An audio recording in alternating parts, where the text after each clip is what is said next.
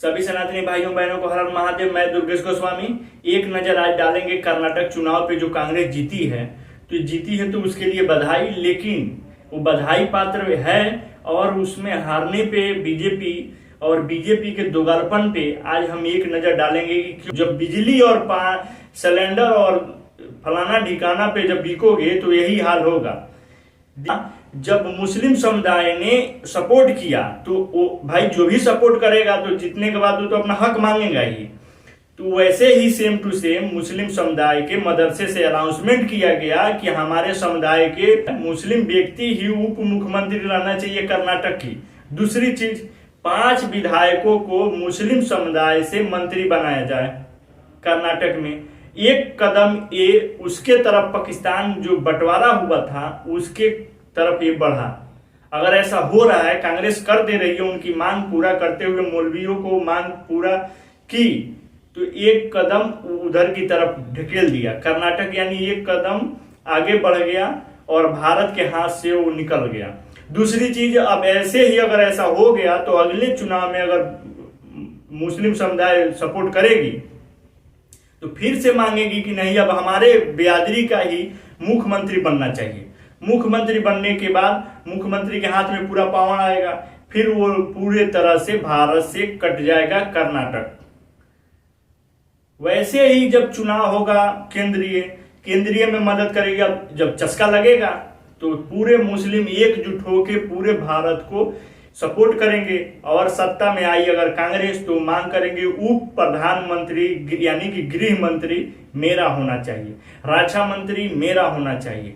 वैसे ही आने वाले समय में अगर यही रूल चलता रहा तो भारत के प्रधानमंत्री के भी दावेदारी हो जाएंगे और ये पूर्ण रूप से भारत अब हिंदू चिल्लाते रह जाएंगे, हिंदू हिंदू, और मुस्लिम बहुमूल्य संख्यक भारत हो जाएगा मुस्लिम और मुस्लिमों का राज चलेगा। जो यति नरसिंहानंद महामंडलेश्वर यति नरसिंहानंद जी महाराज कहते थे और कहते हैं कि 2039 तक ये भारत मुस्लिम राष्ट्र घोषित हो जाएगा, लेकिन कोई इस पे ध्यान नहीं देता था। जब पीएफआई पकड़ा गया तो उसमें सबका आंख खुला कि अरे भाई ये क्या कहते रहे, ये तो महाराज जी कहते थे, वो सही कह रहे थे।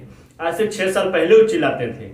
लेकिन यहाँ बात है कर्नाटक की। अब बताइए, मुस्लिम समुदाय ने अपना मुख्यमंत्री उप मुख्यमंत्री का घोषणा की है कि हमारे समुदाय से बनाओ, नहीं तो फिर हम समझ लेना सपोर्ट किए हैं और हम वोट मांगे हैं तुम्हारे लिए घूम घूम के।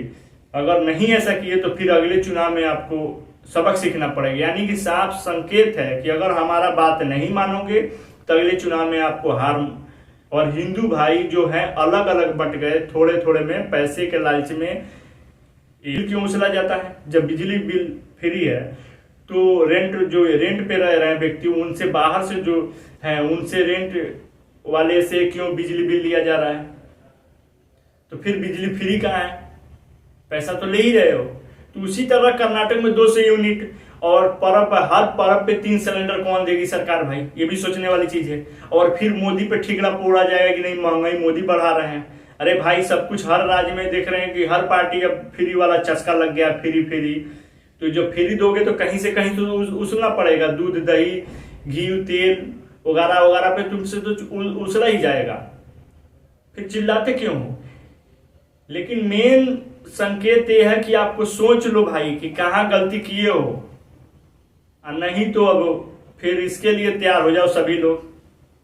अब इससे अनुमान लगा लीजिए कि डायरेक्ट दावा कर दिया है मौलवी ने, अनाउंसमेंट किया गया मस्जिदों से मदरसों से कि नहीं, मेरे समुदाय को मुख्यमंत्री बनाना ही पड़ेगा। खड़े के साहब को, राष्ट्रीय अध्यक्ष जो कांग्रेस का भी हैं, उनको सख्त निर्देश दिया गया है कि नहीं, मेरा समुदाय से उप मुख्यमंत्री रहना चाहिए और 5 विधायकों को मंत्री बनाओ हर हाल में।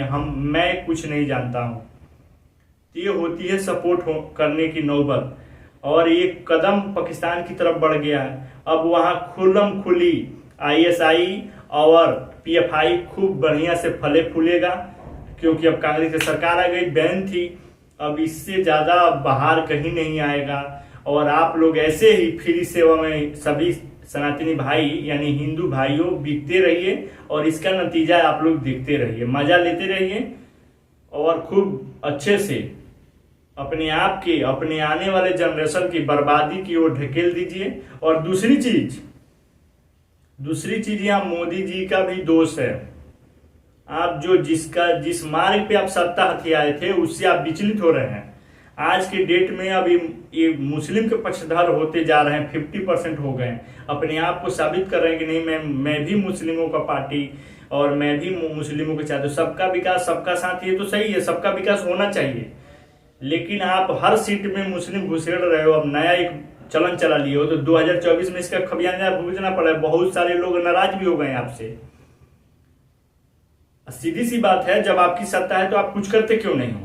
यही जब राम सेवकों पे गोली चली थी तो वही पुलिस वाले, वहां के जो वरिष्ठ आदमी जो उस टाइम थे, उन्होंने बताया कि वही पुलिस वाले पहले 1 घंटे पहले गाली दे रहे थे मुलायम सिंह जी की मुलायम की माँ की फलाना ढिकाना बहन की गाली दे रहे थे। 1 घंटा के बाद जैसे लखनऊ से फोन आया कि नहीं, इस पे गोली चार्ज कर दो, तो वही जो 1 घंटा पहले पुलिस वाले अधिकारी गाली दे रहे थे वो मुख्यमंत्री मुलायम सिंह को, वही पुलिस वाले लखनऊ से आदेश आने पे कार सेवकों पे गोली चलाई। जब शूट एंड साइट की ऑर्डर आई लखनऊ से, तो वही जो गाली दे रहे थे मुख्यमंत्री को, मुलायम सिंह को, उसी के बात मानते हुए गोली चार्ज कर दी कार सेवकों पे। तो ये भी याद रखिए कि जो सत्ता में है उसी का चलता है।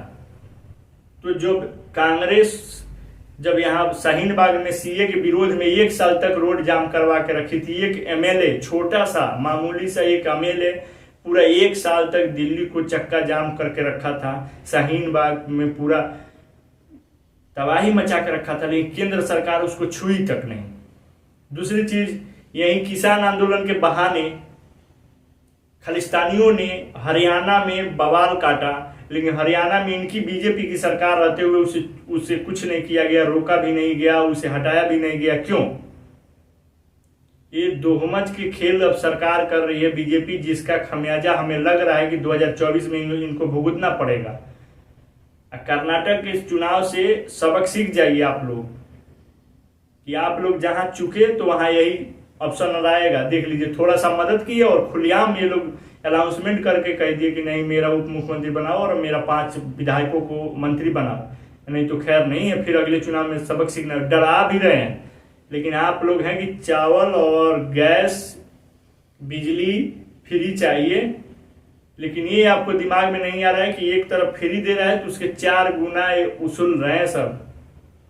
ये फ्री के कारण ही ये सब इतना देश में महंगाई बढ़ रहा है। हर राज्य में देख रहे हैं, हर नेता ये फ्री वाला कोई समस्या नहीं है विकसित करने का, ये और खाई में ढकेलता है फ्री वाला सामान, और वो अपना सत्ता में जगह बना रहे हैं।